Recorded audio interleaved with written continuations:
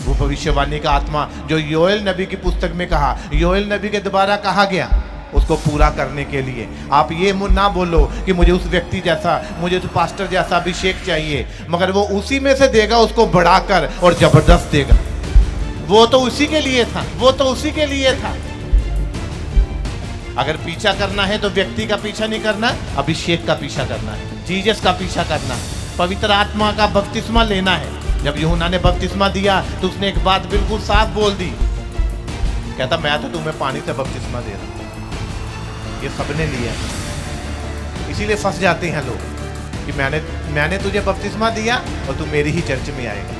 तो संडे को आके प्रार्थना मांगते हो, क्योंकि वही अभिषेक, अगर वही सामर्थ, वही काम आपको दान वरदान दे दिए जाए तो पूरा हफ्ता आप पाप में गुजार दोगे, चुगलियों में गुजार दोगे, तो वो वेस्ट कर दोगे। इसीलिए वो संडे जो है वो मांगने का दिन नहीं होता, वो रिजल्ट लेने का दिन होता है। वही लोग जो घर से प्रार्थना करते हैं पूरा 6 दिन, प्रभु इस बार मुझे छू लेना, प्रभु इस संडे तो मेरे घर मुझे तो तुम दिख जाना, पूरा हफ्ता प्रार्थना कर, प्रभु इस संडे मुझे वरदान दे देना। वो तब देता है तो संडे आप भरे होते हो वरदान से, आपको पता चलता है, आप उसको ग्रहण करते हो तो वो आपको टच करता है, वो बताता है आपको, आपकी बुद्धि खोलता है, आपकी समझ खोलता है, वो आपके मार्गों को खोलता है। जब आप मीटिंग के बाद, कई लोग जब टेस्टिमनी देती है कि मीटिंग के बाद जब घर जा रहे थे रास्ते में फोन आ गया कि ਤੁਹਾਡਾ वीजा लग गया जी। क्यों?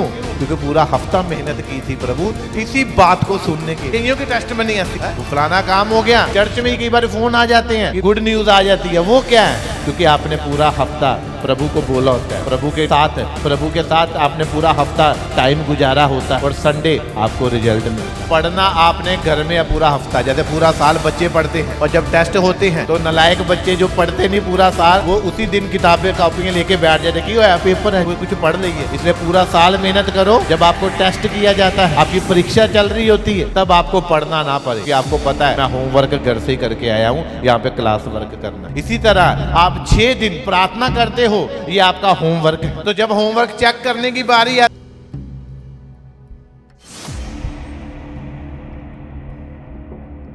उन्होंने प्रभु को तंग नहीं किया, कितने दिन हो गए, कितने, तो ये कभी वहां पे नहीं लिखा कि कितने दिन हो गए। इसलिए वो कहता है इंतजार करने वाला, परमेश्वर का इंतजार कर रहे हो आप, वो अपनी मर्जी से देगा आपको। जब आपको ग्रांट नहीं मिलती, कितने चक्कर लगाती हो, इतने सालों से नहीं मिली, वो भी तो अपनी मर्जी से दे रहा है, इंतजार तो करते हो ना। तो परमेश्वर का क्यों नहीं इंतजार करना है कि उसकी मर्जी के अनुसार सब कुछ हो। वैसे तो हम कहते हैं प्रभु दी मर्जी, अब प्रभु दी मर्जी होएगी तो फिर होने दो उसकी मर्जी। अपनी मर्जी क्यों लगा के रखी है? प्रभु उन्हें दे दे, उन्हें दे दे। अज नाराज हो गए हैं, ये हो गया, वो हो गया, साडे घर दा जी बीमार सी, हैं मौके ते लैके आए ते डेथ हो गई, हुणे असीं चर्च आना, साडा जी नहीं बचिया। एंड में तो लेके आए हो जो वो पहले आधा मर चुका था। स्टार्टिंग में लेके आओ ना, पहले इंतजार करो ना, पहले मौका पकड़ोगे। पहले तो दौड़ा दिया हमने हॉस्पिटल में, वो फलानी जगह टमकानी जगह, पूरा घूम घाम के आगे जिते कुछ नहीं होया, जो एंड हो गया फिर आप कह रहे हो कि हमें विश्वास है पूरा, पास्टर जी मिल लेंगे, प्रार्थना करेंगे तो हमको पता ये ठीक हो जाएगा। ये मूर्खतापूर्ण बातें हैं। परमेश्वर मूर्ख नहीं है, वो भी समझता है, वो देखता है जिसने बनाया आप। हम चलाकी वरतते, सब तो ज़्यादा जिते भरोसा आंदा सी उत्थे दौड़ा लाने सब तो पहले। जो बिल्कुल 90% जो 1% रह जाता ना, 99% बंदा डेड हो जाता है, 1% रहता है, तब उनको जीसस याद आता है, चलो चर्च चलिए, किसी ने सानू दस्या सी। हैं समझ आ रही कि नहीं आ रही?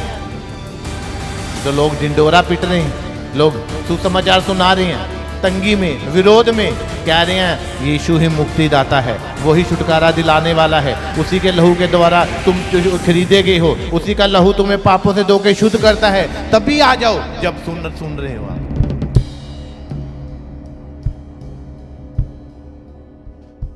एक पास्टर की चर्च में एम्बुलेंस में ले गए, वो भी बुजुर्ग को बिल्कुल सा अटके हुए,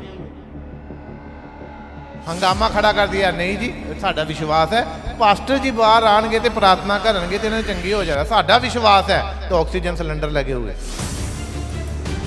पास्टर नहीं आया प्रेयर करने के लिए, टीम ने प्रेयर की। क्यों? 5 महीने से पासी इनको पीरियड नहीं आ रहे थे और पासी इनके पेट में लगातार भयंकर दर्द रहता था। जब डॉक्टरों से चेकअप कराया तो अल्ट्रासाउंड कराया तो उसमें रसोली आई और ये बहन पासी एकदम से डर गई कि अब ऑपरेशन होगा। और पासी ये बहन बहुत डर रहे थे कि हमने ऑपरेशन नहीं करवाना। इन्होंने प्रभु पर विश्वास रखा और जो 17/4 को पासी इनका एकदम से रात को ये सोए हुए थे और इनका एकदम से बीपी भी हाई हो गया और इनका बीपी 300 पर चला गया। और इन्होंने जब चर्च को सेंटर से प्रार्थना की, बीपी तो नॉर्मल हो गया, लेकिन रसोली पासी इनके अंदर डाउट था कि मैं ऑपरेशन नहीं कराऊंगी, मैं विश्वास रखूंगी। जैसे पासी आप word of God mass pray के दौरान कहते थे कि रसोलियां जाए, इस बहन ने रिसीव किया और अब ये रिपोर्ट के साथ आए हैं कि रसोली गायब हो चुकी है और पीरियड खुलकर आई है। बस क्या कहा डॉक्टर ने? डॉक्टर ने पापा जी कहा है कि ऑपरेशन होएगा। पापा जी डॉक्टर ने कहा है ऑपरेशन होएगा, दवाइयां भी खादियां तो नहीं आए 5 दिन का कोर्स। तो फिर मैं बुधवार दिन नाइट मीटिंग से आई, मम्मा नाल खाना खादा तो रात में सुती, सवेरे बड़ा बीपी हाई हो गया मेरा। तो फिर बीपी चेक कराया तो टेस्ट सारे लिखाते, डॉक्टर ने कुछ नहीं आया टेस्टा च। जो शुक्रवार तो पीरियड्स खुल के आ गए, नाल ही रसोई गैप हो गई। ओह जीसस हालेलुया।